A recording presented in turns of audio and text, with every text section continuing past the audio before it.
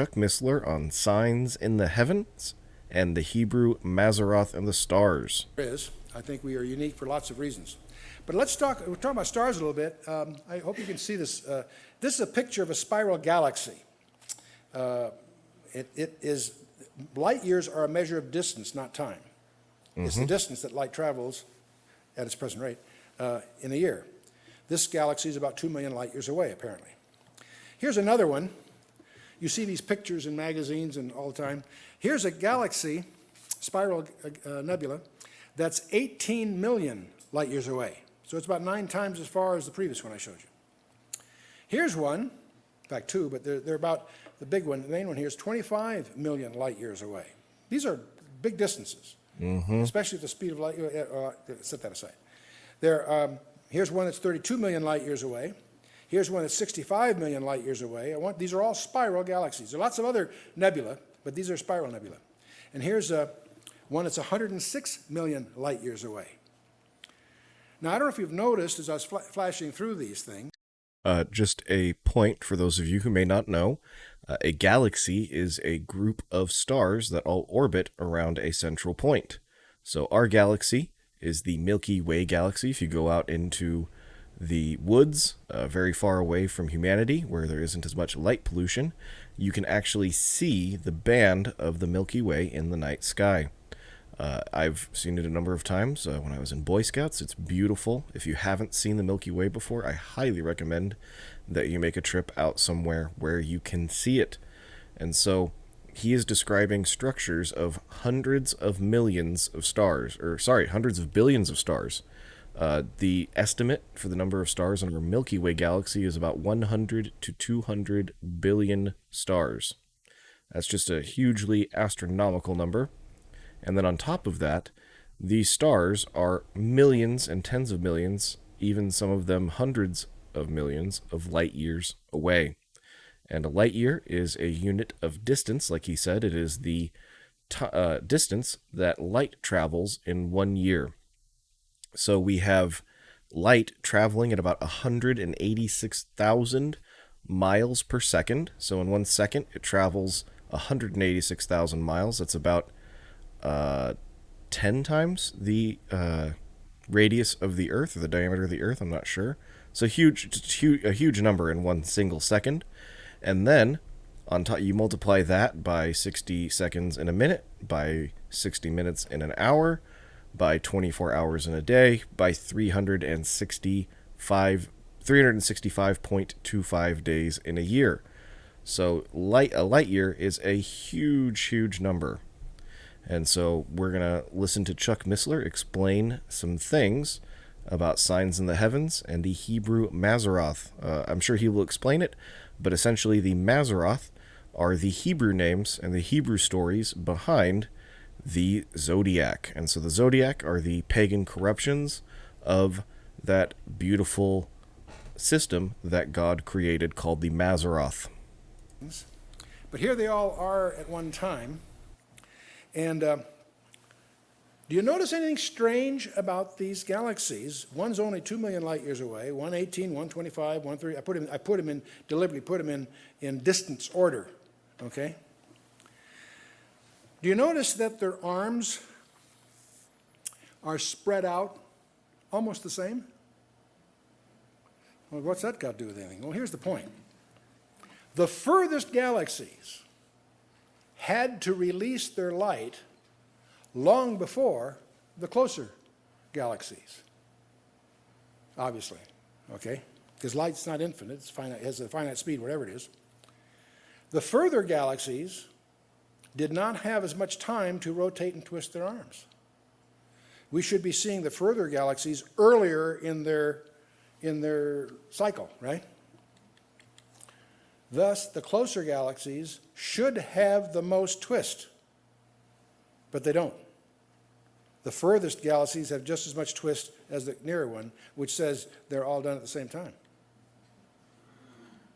The speed of light, even if the speed of light was 1 million times faster in the past, that would account for them being so similar. This is another one of the reasons that the speed of light issue starts to tie things together that would otherwise be very mysterious. Some other insights. it's interesting that So what Chuck Missler is referring to is the current scientific view is that light is in a steady state and it travels at the exact same speed always. And it has never changed and will never change and could never change. And it is what they call the universal speed limit, 186,000 miles per second.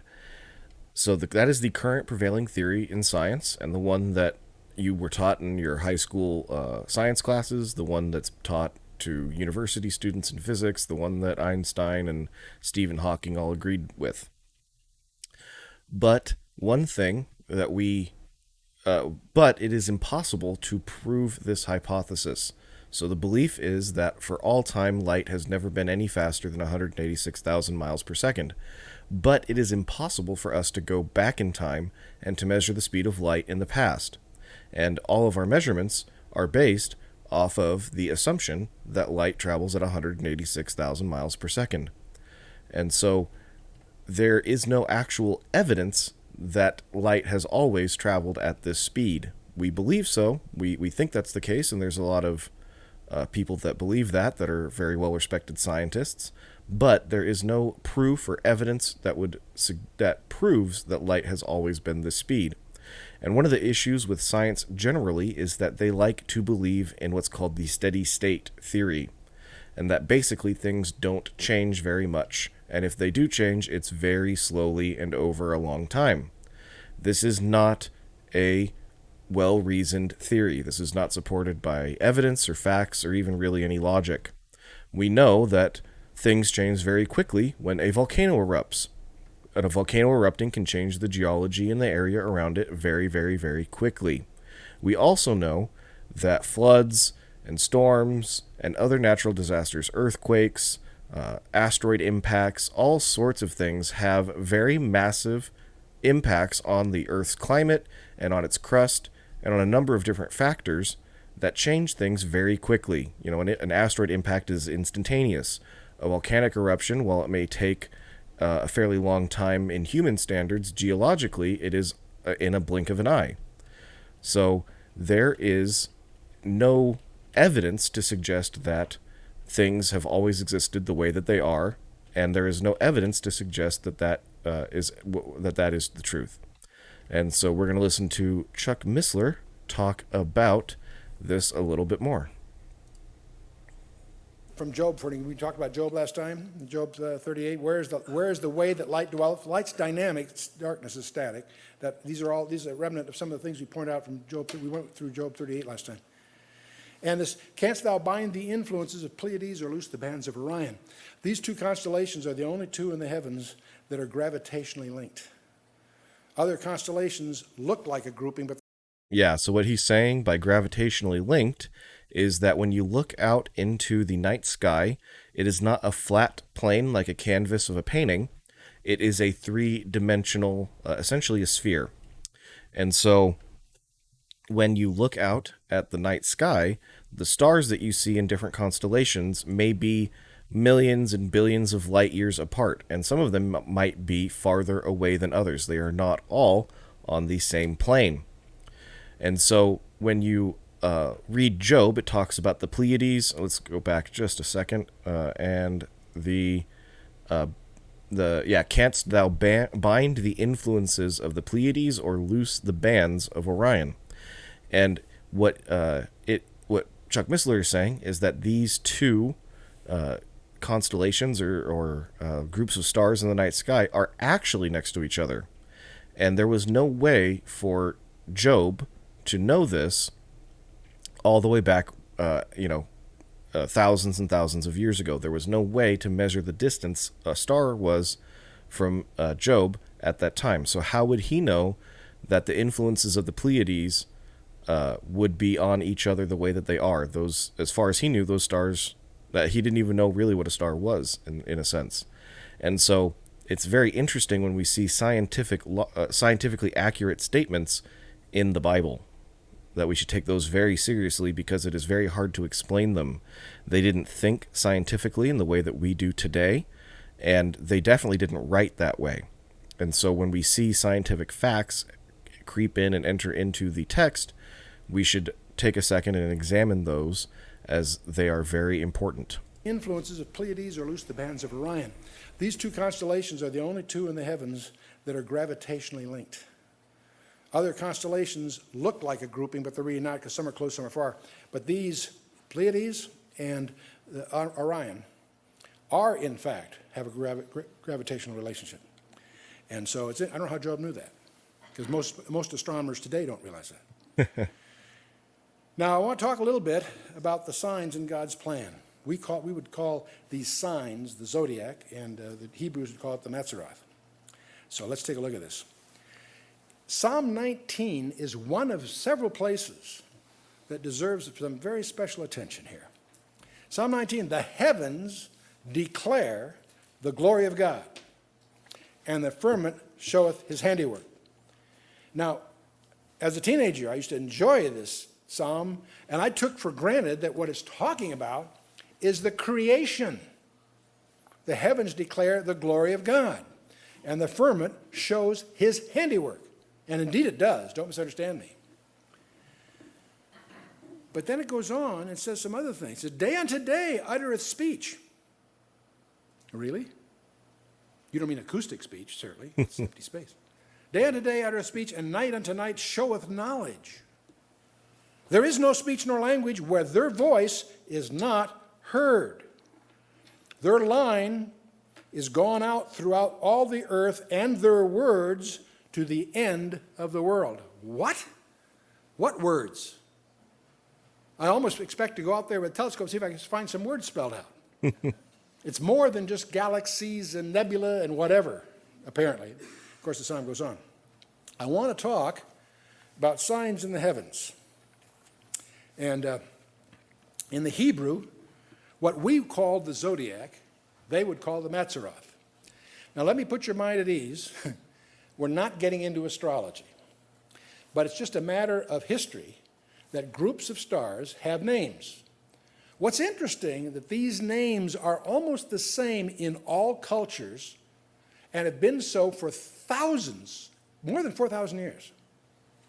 So they're a convenient way of speaking of, if I can mix a metaphor here, geography. If I tell you that there's a star in Andromeda or near Andromeda or whatever, astronomers know where to look. You follow me? They're geographically. There are 12 classical clusters, constellations, that are on the ecliptic. If we take the Earth and extend its equator, you've got a celestial equator. You also have the apparent path of the sun through the sky in a year. That's called the equinoctial color, or more simply, the ecliptic. There are two places where the ecliptic crosses the celestial equator. We call those the equinoxes. That's when the days and nights are of equal length. When it's furthest north or south, that's the solstice, winter solstice. Now, our days are determined by where the sun is apparently in the path. It's actually where the earth is, but you know what I'm talking about. Okay, these 12 constellations that are on the ecliptic have names, and we would call them the zodiac. By the way, first let's step back a minute. Do you realize how many stars there are in the universe? There are hundreds and hundreds of billions, so much so that there's no number I could give you that we could even relate to in terms of galaxies and so forth. But here's the mind-blowing part. The next time you run into that at a planetarium show or in a book on astronomy, realize that every one of those stars has a name. You know, when you start thinking about that, that's wild. Psalm 147, verse 4, and in Isaiah 40:26, God calls them each by name. Wow. Let me tell you, I wish we knew more of the names. We know a few of them, and what few we know are absolutely stunning. All the stars have a name. Now, what we call the zodiac, that's from the Greek zodiakos, which comes from a Hebrew root, which comes from Sanskrit, but means sodi. It means the way. Now, most astronomy books assume that it's called the way because that's the way of the sun. It's the path of the sun. Interestingly enough, That is the name for the early church. It was called the Way. Having studied this at some length, I'm thoroughly convinced that this term is being used exactly the same way as it is in the book of Acts. It's an allusion to God's plan of redemption. God's plan of redemption. And in the book of Acts is where we see the church called the Way. So Acts takes place after the events of the Gospels. In some ways, it is a part 2 of the Gospel that explains what happened with the early church. And like I said, the early church was called the Way because they were the way to Christ. One of the earliest zodiacs we know of is in the Temple of Dendera in Egypt. It's about 2000 BC. I'm sorry, that was a slight mistake. Jesus is the way to access to the Father. And it's interesting how when we find other zodiacs, they're all derivative of the same kind of name, same kind of concepts. The Temple of Dendera is in Egypt, and it too has all these colorful types of appendages to the classical signs of the zodiac. Now, what most people don't realize that by the way, the 12 signs of the zodiac are linked to each of the 12 tribes of Israel. I'm going to leave that out for this discussion because we can't possibly even get into all of this, but something you do need to know, we're going to start with Virgo. It starts with Virgo, ends up with Leo. That's the cycle. So how do you know where to start? Because of the Sphinx in Egypt, the head of the woman and the body of the lion. And the word Sphinx means the binding together. But let's get on with this. Virgo the Virgin, we've all heard about that. What you may not realize, for each of the 12 constellations, there are 3 closely associated with it. They're not in the ecliptic, but they're nearby. They're called decans. Now, the decans for the Virgin are Coma the infant. Now, that's weird. Why would a virgin have an infant? Think about it. It means the desired one, incidentally. Centaurus is a dart piercing a victim. Booty is the great shepherd and harvester. The next major constellation is Libra, which means the scales. And the three decans for it are the cross, the victim, and the crown. That's kind of interesting. Then you have Scorpio, as we often hear taught, which is serpent's the serpent, no surprise. Orpheus, which wrestles with the serpent. And when he wrestles with the serpent's biting him on one heel, but he's got his foot on its head. Does that ring familiar to you? It's kind of interesting, isn't it? Hercules, the mighty man. Sagittarius has Lyra the eagle holding a lyre, an altar, Draco the dragon, the old serpent. Capricornus has an arrow, an eagle, and a dolphin. And Aquarius has a southern fish, a winged horse, and a swan. Pisces has the band. Andromeda is the woman in chains, and Cephas the crowned king. Aries has Cassiopeia. These are all the decans. The woman enthroned, we all know that's that bent W that's near the pole star. The sea monster who was bound by a lamb, and Perseus, an armed mighty man. And then Taurus has Orion, the glorious prince, Orion's river, and a shepherd. Gemini has the hare, and 2 dogs, the major dog, Sirius, the great dog, and Procyon, the minor one. And Cancer has Ursa Minor, Ursa Major, the lesser and greater sheepfold, and Argo, the ship. And then the last one is Leo, who has the fleeing serpent, the cup of wrath, and the bird of doom. Now, these are all embellished with colorful stories that are very similar in most cultures throughout thousands of years, slightly different here and there. But let me tell you what everybody gets told that's not true. Everybody says, well, these are pictures, and they've built stories around the pictures because that's the way they look to them up there. No. Well, that's ridiculous. Go out at night sky and look at Cassiopeia. Cassiopeia looks like a W. It's just opposite the pole star. And there's no way, it's a W. There's no way it looks like a woman chained to a chair holding an ear of corn. Not remotely. Come on. But it's consistent. The story's consistent. The cluster of the stars has nothing to do with the pictures that are associated with them. That's something obvious just by looking at the pictures. What most people don't know, including most astronomers, is where you get the story is by knowing the names of the stars in the order of their brightness. When you know the names of the stars in the order of their brightness, you can put together the story that originally was told about it and the pictures to remind you of the story, not the stars. You with me? It's a mnemonic that you teach kids with. You know, if you're teaching the piano, the spaces are F-A-C-E, right? No, there's no face there, but you use that as a way to, F-A-C, whatever. It's a mnemonic, right? We all use mnemonics, right?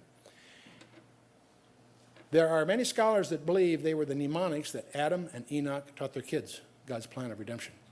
And let's see what we can find out. The first one is Virgo. That's the Virgin, no problem there. Let's turn around a little bit and take a look at it. The primary star, Alpha being the brightest star, is Spica, which means ear of corn. The Hebrew name for this star isn't Spica. That's the one that's handed down through the Babylonian Greek traditions. That's the one the astronomers use. The Hebrew name for that is Semek, which means branch. But here's the interesting thing. There are 20 different Hebrew words translated branch. Only Semek is used exclusively of the Messiah in Jeremiah and Zechariah and twice, and in Isaiah and so forth. Now, something else you should notice. So what that is saying is that what he's implying there is that the name Semek of the star is directly correlated to the Messiah, Jesus Christ, who came and died for our sins, born of a virgin. I don't think I earmarked it here with my notes. You notice what she's holding in her left hand? She's got a branch in one hand and an ear of, and grain in the other. And the branch and the grain of corn, remember John, see the branch is in her right hand and an ear of corn in her left. From this and a lot of deacons that surround her, she's the promised seed of the woman. She's the virgin that will give birth to the child that will be the Redeemer. The branch, of course, speaks of the Messiah, and the ear of corn, Jesus explains for us in John 12, unless the corn die, it will not bring life and so forth. The next one is Libra, the scales. Well, the Hebrew name for this constellation is Monzanaim, meaning the scales or weighing. And the Arabic name, many of the names, we don't have the Hebrew names, but we do have the Arabs have a very active astronomy because that's the way they navigate on the desert. And so many of these names we have the Arabic, not the Hebrew for. Al-Zabina, purchase or redemption is what it means. The Coptics call it Lambadia, the station of propitiation. The Latin is where we get the Libra for weighing. The brightest star is Zubin al-Ganubi, which means the price that's deficient. And the next brightest star is Zubin al-Kameli, which means the price that covers. See, someone is short and somebody else covers for us. That begin to sound familiar? Revelation 5, Psalm 49, so on. The third one is Gamma Zubin al-Akrab. That's the price of conflict. And it's pointing towards Centaurus and the victim that's slain, the deacons. The deacons here are the cross. Ooh, that's interesting. The Hebrew Adam cut off. The lupus or victim slain. And the Hebrew name here is Asidah, which means to be slain. The Arabic is Asidatan, which means to be slain. The Egyptian name is interesting. It's Surah for this. It's a lamb. I think that's kind of interesting. And then the crown is the other deacon that's associated with the Libra, the crown that's bestowed. And the Hebrew name for it is Atara, the royal crown. And we could go on and on with this. I won't. I'll show you one I think is really interesting. And this is the one where the wrestler is wrestling with a serpent, and his one foot is being bitten by the serpent, and the other foot is on Scorpio's head. So I think that's kind of fun. And this all climaxes at the end with Leo, the lion. And the Hebrew name is Ariah, the lion. And of course, this lion is associated with the tribe of Judah. It's a tribal standard. It's interesting that the brightest star there is Regulus in this constellation, which is treading underfoot. Deneb is the judge cometh. Deneb Alisad is the judge shall reign. And the deacons associated with him are the fleeing serpent, the cup of wrath, or cup of fire, Corvus the raven. So these are the constellations that we see. And any place you find some writing about this, unless it's been unusually enlightened, it'll carry with it the baggage of the old mythology from Greek and Egypt and what have you. But let's take a look at the message. I'm compressing several hours if I took through all of these, to give you the message that this has. We have Virgo, the virgin, which represents the seed of the woman. This is the constellation of the three deacons. Seed of the woman, Coma is the desire of nations, the man of double nature and humiliation, and the exalted shepherd and harvester. All are carried by the constellation of Virgo and the three deacons that are associated with it. Libra is the price to be paid and the cross to be endured, the victim that was slain, and the crown that is purchased. And this gets kind of interesting. Scorpio speaks of the conflict, the serpent's coils, the struggle with the enemy, and the toiling of the vanquisher of evil. Sagittarius speaks of the double-natured one triumphing. He gladdens the heavens, he builds fires of punishment, he casts down the dragon. Capricornus, life out of death, the arrow of God, pierced and failing, springing up again in abundant life. Aquarius, the life waters from on high, drinking in the heavenly food, carrying the good news, bearing aloft the cross over all the earth. You got the Southern Cross in here too. I won't get into that here. Pisces has the multiplication of the Redeemer's people, upheld and governed by the Lamb, intended bride bound and exposed, the bridegroom exalted. Aries has the Lamb found worthy, the bride released and be making ready, Satan bound, and the breaker triumphing. Taurus, the invincible ruler has come, the sublime vanquisher, the river of judgment, the all-ruling shepherd. Gemini has the marriage of the Lamb, the enemy trodden down, the prince coming in glory, and his princely following. You get to what we call Cancer, the possession secured. It speaks of two folds, the lesser fold, the church of the firstborn, and the greater fold, Israel, sevenfolding into an everlasting kingdom. And the final one, of course, is Leo the lion, the king rending, the serpent fleeing, the bowl of wrath upon him, his carcass devoured. Now, the classic study on this is by E.W. Bullinger, called the Gospel in the Stars. Also, J.A. Seiss, before the Civil War, wrote a book on this. They're probably the two most reliable ones. I have about 4 or 5 of them. Most of them are echoes of much of the same thing. Plus, the big trick is to try to get some of the missing names of stars identified. And so, on the one hand, this is quite conjectural and very controversial. There are many Bible teachers think that this is way out in left field. And on the other hand, it's my view that there is enough here that seems for real to respect it. There are many things in here that are still, we're filling in blanks that we don't really have enough of the names of some of the stars to justify some of the things it said. But I want to show it to you because of because of this whole business, that the stars were put there for signs. And God's greatest achievement is not the creation. The creation is emphasized in Genesis and in Romans 1 and in Job 38 and so forth, and Isaiah 44 and 45, etc. But you can take a half a dozen passages and that's it. God's greatest achievement, his greatest glory, is not the creation, it's the redemption. Mm-hmm. See, how do you say that, Chuck? You measure it by 2 things. First of all, how much space in the Bible is devoted to the subject? Well, the creation has a chapter or 2 in Genesis, a chapter and 2 in Job, and a chapter or 2 in Isaiah, and that's largely it. The redemption, whole book of Genesis. Certainly the book of Exodus, where they're redeemed out of Egypt. Certainly Leviticus, the Torah is all about it. And you go through the historical books, is the whole idea of Israel's ultimate redemption. Certainly the prophets. Certainly the Gospels. Certainly the epistles. Revelation is what's the revelation all about? The climax of God's plan of redemption. There's another way you can measure how important it is. And that's, what did it cost God? What did it cost God to create the universe? 6 days. His breath. Breathed out of his nostrils, as the scripture would put it. What did his redemption cost him? It cost him his son. Yep. And there are aspects of that that are permanent forever. No, I think that the heavens declare the glory of God. I think the heavens do declare his glory if we do the homework. And tragically, so much of this has been lost through the mythology. It's going to get lost primarily because of what happens in Genesis chapter 11, and we'll touch upon it when we get there. When these ideas, these mnemonics, and the heritage they represent gets corrupted at Babylon. And most of what we know about this in our parlance is the Babylonian translated into the Persian, into the Greek, into the Latin. And garbled, of course, all the way. Yep.